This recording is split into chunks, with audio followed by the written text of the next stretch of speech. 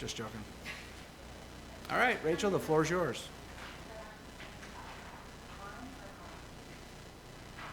Green is on.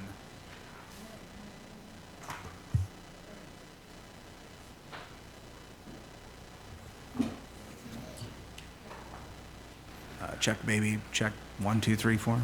No.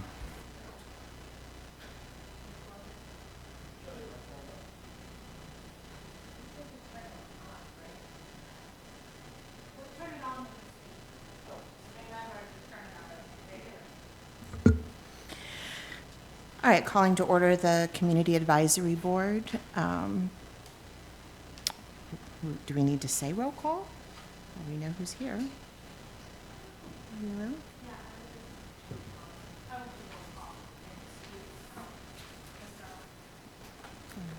So Mr. Hunt is not here, but we're excusing him, yes? Okay. All right. So do we want to approve the minutes for last time first before we do the approval of the agenda? Are we good? We'll do approval of the agenda first. Okay. Anyone want a motion for approval?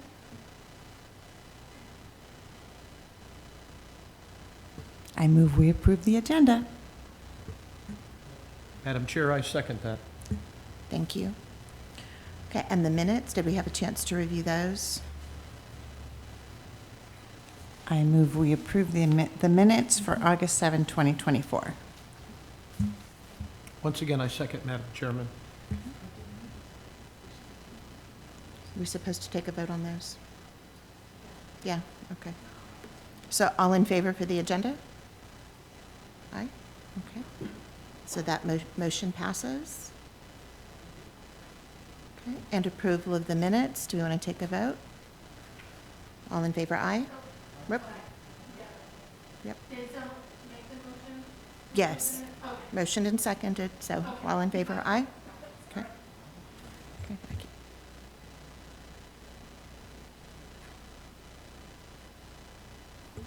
Okay, it does not look like we have anyone here for public comment today. Is that accurate? Okay. So we'll move on to public discussion, or to items for discussion, to get an update from the department. Sure. Yep. Yeah, good afternoon, Community Advisory Board. Chief Slowick from the Police Department. Just wanted to give you an update on the Police Department. One is we still have our community survey, that's our public safety survey that is out and available. I do want to thank board member Paul for going around and knocking on doors and talking to the community members about that, so I really appreciate that. So if anybody else is interested, we do have more card flyers of looking at handing some more of those out. And I did speak with the Main Street Association last week. I'm trying to remember actually which week I'm even in now. Was it last week? It was last week. Yeah. So last week, and one of the topics was our community safety survey and public safety survey, and getting that information out as well. At the police department, we are continuing to work through our strategic plan, and that's going well. We met with our staff for another time to come up with major goals or categories for our strategic plan, and we have another meeting coming up later this month. Later this week, both Captain Barton and I are going to be attending the FBI National Association conference. It's a Washington State Chapter conference, or conference for Idaho, Montana, and Washington State in Spokane. So it's a leadership conference. We'll be receiving additional education and some updates from the FBI, which is great.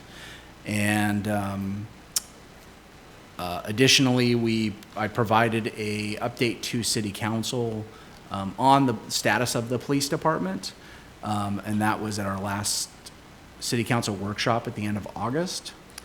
From that workshop, we continue to request 5 additional officers to increase our police staffing, and a receptionist, which is currently in our budget proposal for 2025, 2026, which will eventually go to City Council in October for approval.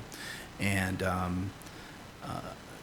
since that workshop meeting, we had a City Council meeting last night, and at that meeting, we took a proposal to increase our fleet by replacing 4 of our police cars with 4 new police cars, which we were trying to replace with hybrid vehicles. Unfortunately, Ford has delayed those hybrid vehicles and then issued a recall for all hybrid police cars from 2020 through 2023 for premature engine failure. And they said that they're not going to be available until 2025, and there's an unknown date. And we've got vehicles that have over 140,000 miles on them now. So we're worried about reliability of police cars. Our Public Works Department, who does our purchasing, found available police cars that just arrived from Ford, but they all have internal combustion engines. So City Council approved purchasing 4 of them last night, which will stabilize our fleet and make sure our officers have the equipment needed to continue to respond to the community.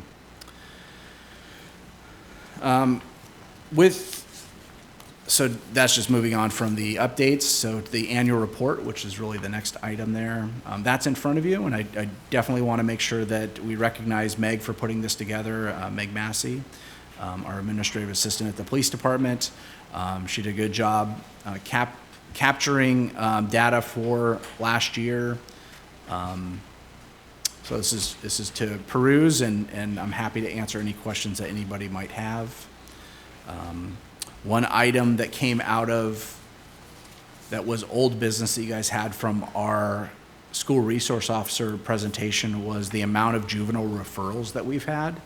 And over a 5-year period, the amount's right at 300 juvenile referrals for prosecution. Not all of those, so this doesn't include the ones that were referred and then submitted for diversion. These are the ones that were considered for criminal charges. Additionally, in 2020, because of COVID, those numbers are drastically low. So really, this is really a 4-year snapshot, because 2020 is really not a lot was sent to the prosecutor's office. Courts suspended holding court. So it's about 300 over a 5-year period. Okay.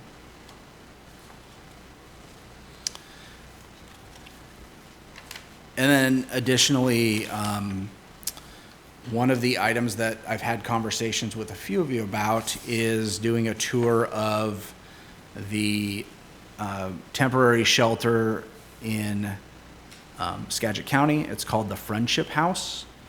And we've reached out to the staff for the Friendship House, and they're happy to facilitate a tour of their facility.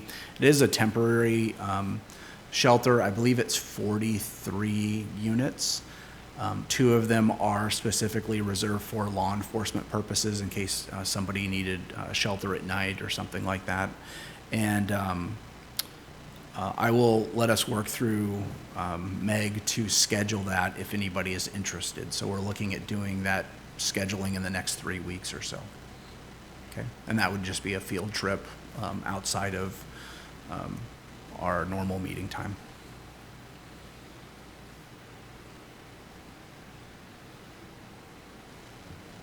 Chief, can I ask a question related to something you said earlier Yeah. about the cars? What is the normal lifespan in miles? Yeah, so it all depends. Typically, we try to be right around that 100,000 mile mark, and we want to keep vehicles for about 6 years. That's 5 to 6 years is what our lifespan is. Currently, we pool cars, which means we have the department has like 8 or 9 marked patrol cars, and those vehicles are used by all our police officers. So a vehicle could actually be on multiple shifts in a row before it's not used. There is a trend in law enforcement to go to take-home cars, and that is something that I've talked to city administration about. That is something that I would like to move our police department to. One of the advantages of take-home cars is that during a critical incident, you actually have all your vehicles with the officers with all of their equipment, and they don't have to go store their equipment in a locker someplace, go pull the equipment out, find an available vehicle, those type of things.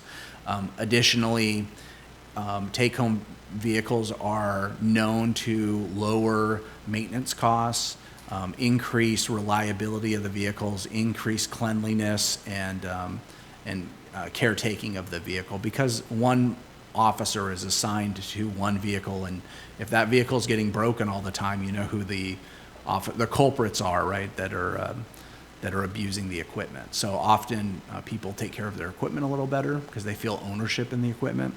Now there's a high cost with that. So one of the things that we're using as a strategy is looking at what do we have in our fleet? Can we keep vehicles that normally would be rotated off our fleet in service and maintained either through like assign them to the school resource officer, assign them to maybe officers that will take care of the vehicle, you know, that type of thing, and allow us to sort of maximize the number of vehicles we currently own, even though maybe they're not our allotted vehicles right now. So really they're unfunded vehicles that we just keep going so we can have take-home cars and then eventually extend the life of the fleet that new cars that we get. So might be a round question of answering what you're looking for, but take-home cars typically can last 12 to 15 years. So, you know, where a pool vehicle is like 5 to 6 years. So. It gave me a whole bunch of additional questions. Sure, go ahead. So how many take-home vehicles would you need to have in the fleet to have the right amount? Yeah, so it'd be one for each officer. Currently, we're staffed at 29 commissioned officers. Currently, we have 9 patrol cars, but we have admin vehicles, we've got detective vehicles. So our fleet is really at about 25 vehicles that we have in our fleet. And not all of them are marked patrol cars, but for our patrol division to have marked patrol cars, that's about 16 we would need. 16, you've got 9, so an additional 7. Yeah. So when these 4 that are being purchased come in, what happens to the 4 that they're replacing? So normally we would go sell them at auction, but we're looking at trying to extend them and use them until they can't be used anymore to sort of create a take-home vehicle program or something like that. So you can kind of ease into the take-home program Yeah. by keeping the 4, and then you only need another. Another couple. 3. Yeah. That sounds like it's a really good plan. Pretty exciting. We've got a couple electric vehicles that we've ordered that we're going to be hopefully arriving soon. We know that we've got our Ford Lightning, our truck, that we have markings on that hasn't been outfitted yet. That goes in for outfitting on the 16th. We're getting a second truck that's supposed to arrive tomorrow. So there's vehicles coming in, which is pretty nice, that we've ordered. 4 of those will be fully electric police cars, which will be cool to see how that goes. The challenge we have is the infrastructure in Oak Harbor. And, you know, with electric vehicles, it's not like you can just plug them in and be like, oh, I can walk away in 8 hours. My car's going to be charged. If you're a first responder, you need to have that vehicle having a level of charge that can get you through a 5 or 6 hour shift or 8 hour shift, things like that, where, you know, critical incident happens, you need to have that vehicle available. So the city did apply for a grant from Puget Sound Energy, which we received, and we're supposed to be getting a level 3 charging station at our Public Works Department. That will benefit us greatly because that'll be able to charge an electric car from, you know, like a 15% to 80% in about 25 minutes or so, 28 minutes or so, which is a big improvement over, you know, a slower speed that takes 8 hours. So. Thank you. Yep. I have a question about this. Yes, Is there any evidence that take-home cars parked in neighborhoods then reduce crime? Definitely. I think that there's a perception issue. You see a vehicle in a neighborhood and it probably gives you a sense of security. I think that the more you have vehicles out and about, there's that perception issue of officers are all over the place and patrolling, which is great. I think the one piece that we haven't touched on is also recruitment retention. I think this is a tool that is being used in our neighboring jurisdictions. Anacortes has had take-home vehicles for 15 years or so. Mount Vernon has them. Burlington has them. Cedar-Woolley has them. Swinomish Tribe has them. So we're competing. You know, the sheriff's office always has had take-home cars. So we're competing with these other law enforcement agencies for staff. You know, high quality staff, and if they're getting a benefit like a take-home car, that's something that we're not offering at the moment, and we're trying to make ourselves competitive.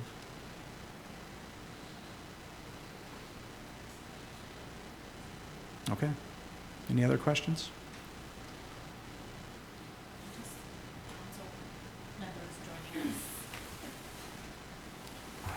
Sorry, I actually do have another question. Go ahead. So the annual report, who does this go to?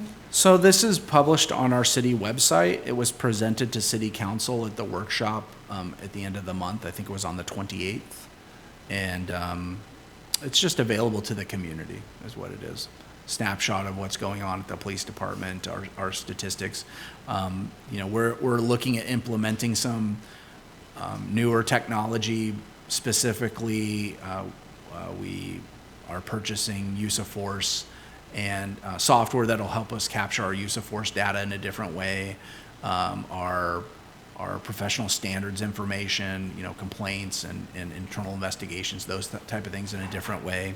And our hope is that in 2020, our 2025 annual report, so not next year's, but the year after, because we're going to have we're going to commission the software in January is what we're looking at.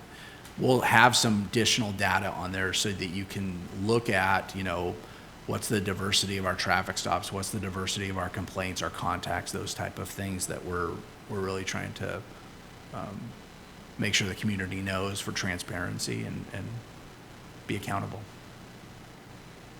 And does that data somehow help you with other aspects like, I don't know, scheduling or... So the data that we pull from call logs and we pull from crime statistics, that type of stuff, that'll help us with our scheduling and determining when, you know, when do we have more officers on duty versus, you know, when you don't. What are our crime trends looking like so that we can do community policing efforts. So there's that information. This won't really help there, but it will help, you know, it does help with grants when we apply for grants.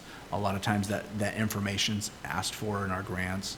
I think it'll, you know, I think as we engage more with the community and have improved access, because that is one of the things we're looking at in our strategic plan, is how do we make ourselves more accessible to the community in different ways that meets the needs of the community. You know, I think that's important. And yeah, I think I'm excited for this, what this future looks like. And honestly, Captain Barton there has a lot of great ideas and has a lot of experience from other agencies that he's bringing, and we're having conversations about that really, I think, what are benefiting our community, and I'm excited about. Yeah. So I will just like to add that we also, last Thursday, we went through our final walkthrough of accreditation with the Washington Association of Sheriffs and Police Chiefs. That is the accrediting body, one of two accrediting bodies that are recognized in Washington State. That's the local one that is also that just received national accreditation recognition from the Department of Justice. And through that walkthrough, we passed our accreditation. So the final report goes to the WASPIC Executive Board in November, and we will get issued, or we've been notified that we'll get issued our accreditation for the last period, which was 2020 through 2023, which is a 4-year period, which it's the first time that our agency's ever been reaccredited. And it's a huge accomplishment for the staff at the Oak Harbor Police Department and the hard work that they're doing. So every day it's everything from our evidence to our report writing to our records staff, destruction of records or destruction of evidence, or just all our different facets of the police department. The staff is really doing a really good job. And there's only about 74 law enforcement agencies accredited in Washington State, and that's out of about 240. And so, less than a third are accredited, and for us, that's a big accomplishment. So, the first accreditation was in 2020, and it looked at a 1-year sample. This one looked at a 4-year period, so it's a tougher challenge, and so big accomplishment for us. Congratulations. Yeah, thanks. Congratulations. Congratulations, Chief. Sure. Captain. So congratulations. I still have lots of questions. Go Can ahead. I ask Yeah. them? Yeah, definitely. Okay. So when the two of you are in Spokane, who's in charge? Yeah, so one of our sergeants will get appointed to be in charge of the department. Yeah. So do you have any sense of a number of responses to the survey yet? I mean, has anybody even looked at that? don't. Okay. Yeah, and I've honestly been intentionally not asking, Yeah. so, Okay. yeah. So is 300 referrals over a 5-year period, is that a reasonable number for a community of our size? Yeah, I think that I don't know the answer. I think if I was to look back in earlier, prior to 2019, I would suspect that our arrest numbers were higher, our referral numbers for juveniles were higher, those type of things. There's a few factors in why there's a change. One is law changes on interviewing and what you can do with juveniles. Honestly, when I started, runaways, status offenders, things like that were runaways that were civil incidents, you would take custody of them and return them to their parents, and we still have the ability to take custody of them to return them to their parents, but there's limited scope of what you can and can't do.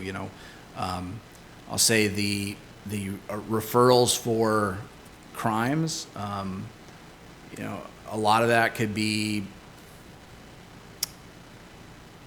dependent on if the victim wants to file a charge, depending on what the offense is. If it's a school-related incident, the school wants to handle it at the school and doesn't want criminal charges, there's incidents there. So there's a lot of factors that go into why things get referred or don't get referred. I will tell you that COVID played a huge impact on the way policing is done, and people got accustomed to handling things by phone, and people and even in our community, and this happened all over in all a bunch of different communities, but also the change in police tactics and what policing, the people that are in policing has changed. And so, for example, we have officers that have 15 years on and older. There's probably 8 or so. And then you've got a group of people that are 5 years and less. That's right at this time where of the statistics we're looking at. And if all they knew when they came into policing was COVID, and they didn't have examples of, hey, we go out and track people down and we, investigate things until we can put people in jail, and, there's a cultural change that has to happen. And honestly, we have that change in our police. We have that in our police department, that we are looking at ways, how do we make that change?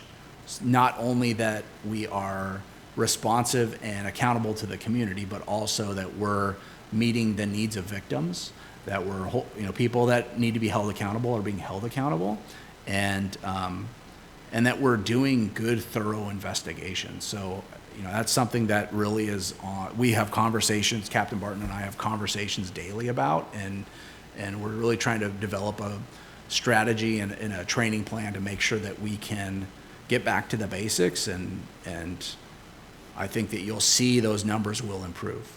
You know, a perfect example, if you were to look at our traffic stop numbers, are very low for our community, and that is a direct correlation to our officers not going out there and making traffic contacts.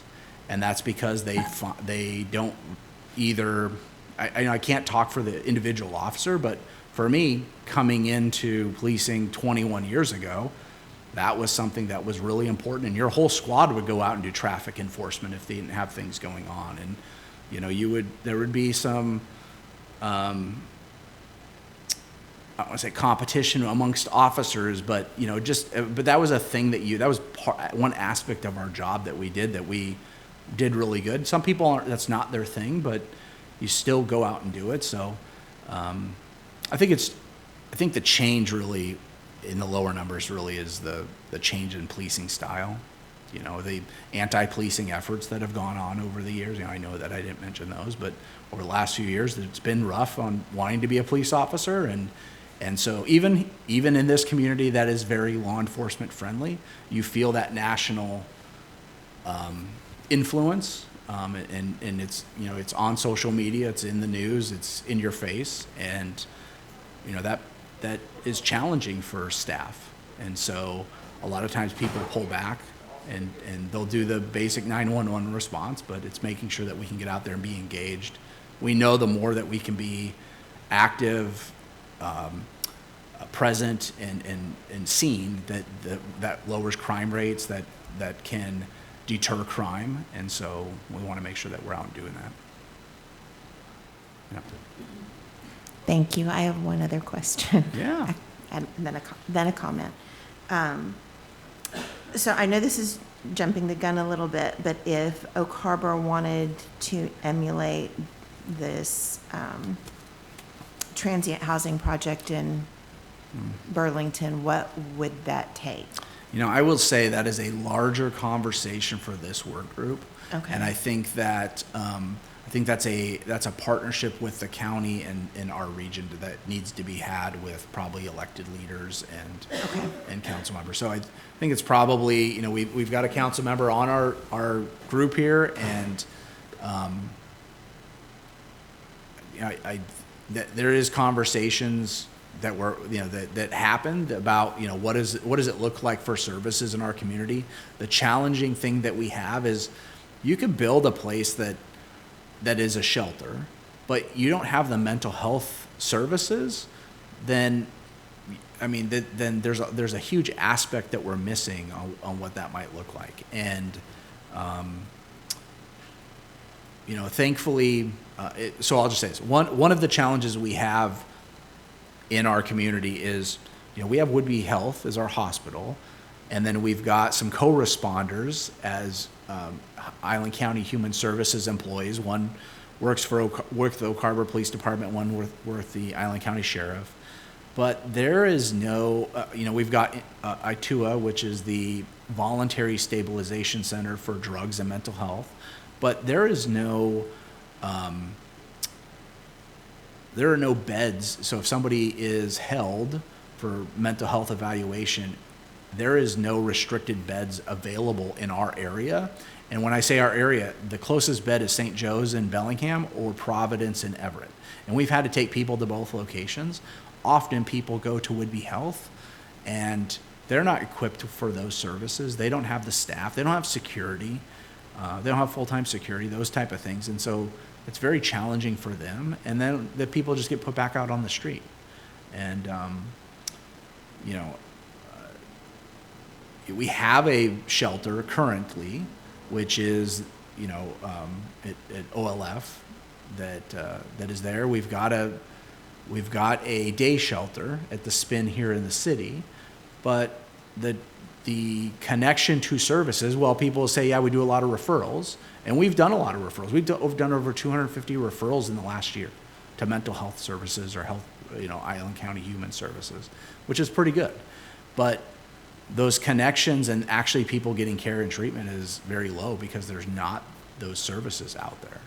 And that's the conversations that really need to be had on, what does that mean? And where are those locations at? I know Cedar Woolley got some grant, some money where there's, they have the North Star Project, which is a private-public partnership in Skagit County, and they're looking at building a 48 to 60 bed facility for in-treatment mental health. That is a restricted facility, meaning somebody could get put there by a judge, or a court can order someone there, or a DCR, or designated crisis responder, could get a bed there because they've been found, in danger for harming themselves or others. So that's a great tool that's going to be in our community, regionally, right? It's not in Oak Harbor or in Cookeville, but it's regionally accessible to us. So, yeah. When will that be accessible? Is it, Like when it'll be open, I think it's got 16 beds that are supposed to be open pretty quick, and then next year they're supposed to be building the remainder of the beds. is there an advantage to having something like that on the island? I mean, is it, We don't have the services. You don't I have mean- that's the challenge is you don't even have enough hospital staff, nurses, doctors, those things to run a hospital. There's no way we could run and I'm not the educated person in this. This is just my observations. I know that our Atua has challenges. It's a contracted stabilization center. They have challenges with staffing and having proper staffing there to remain open for 10 beds, and they're looking at expanding that to 16. So, but it's a great tool in our community, and that's a regional resource. That neighborhood was concerned when it initially went in, but I think it's been well received and, has its place. But, the state got out of mental health beds, and there was no resource to put people or for treatment and things like that. So, much bigger conversation.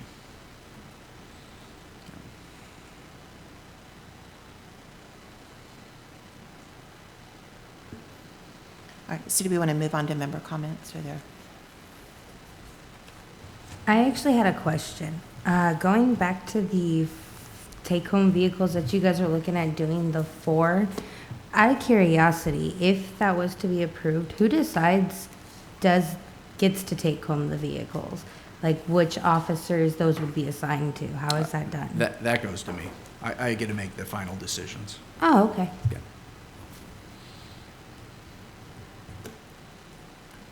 So I'd like to say something about going door to door with the survey.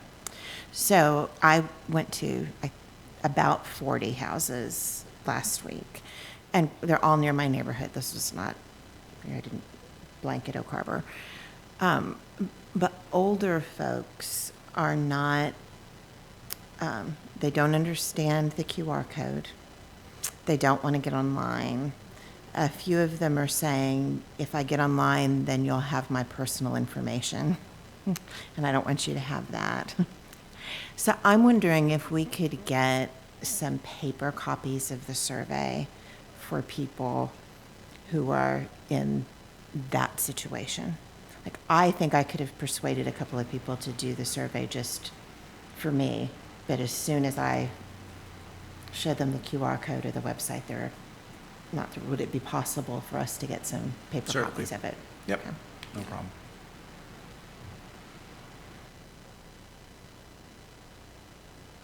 Any other comments? I would like to direct a question to the chief a little bit about those community surveys at this point. I've been pretty vigorously handing them out and chatting people up about it, and I mostly go to businesses. Sure. So That's my little deal. When I go Okay. to visit somewhere to do trade with them, I ask them what their interaction was with the police. Could you disseminate anything that we've got down to gravy right now so far, what you've been hearing? I know you're not a clairvoyant, but what have you been hearing so far on the results of some of these surveys? honestly, I have not looked at them. I have not asked to look at them, and it's sort of one. I've been busy with a few other things, but it's intentional. We'll see where they go. I think the hope is that we're going to have some decent response numbers, and then we'll go with, decipher the information that we get. I forget what the It's close. deadline was that we were going to It's start. the end of the month, but there is something on October 3rd. What's on October 3rd? I don't know. There was something on October 3rd that I was thinking that we might want to extend it for, but right now it's through the end of the month. Oh, yeah, that's what it was. We have Coffee with a Cop coming up on October 3rd. Thanks, Meg. And we just wanted to have that available then as well. So we'll push it to at least October 3rd. If I could be, just for a moment, virtually all the responses that I'm getting when I talk to the community about your officers, about this department, they're overwhelmingly very, very positive, Chief, and I wanted to share that with you and your team at this time. Nothing but great responses. Even the people that got a ticket here or there said they had it coming and they really appreciate the professionalism that was displayed by your officers, and I wanted to pass that on to you, sir. Thank you very much. We'll make sure we pass that along.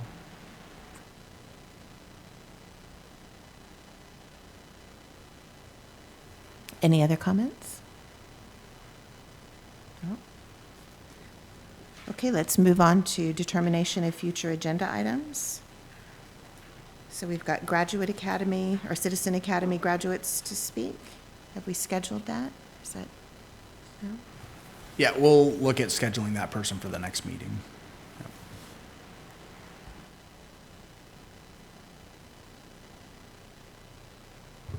Chief, have we had any more interest in maybe doing a Citizens Academy in the fall? So I don't think we're going to be able to support that. Right now, we're 10 officers down with people in training, people at the police academy, and people on family leave. So right now, we're struggling a little bit to just maintain our patrol staffing levels, and we've had to pull somebody out of detectives. So I think that the best course for us will be looking at the spring of next year. Okay, perfect. Yeah. Thank you. Yep.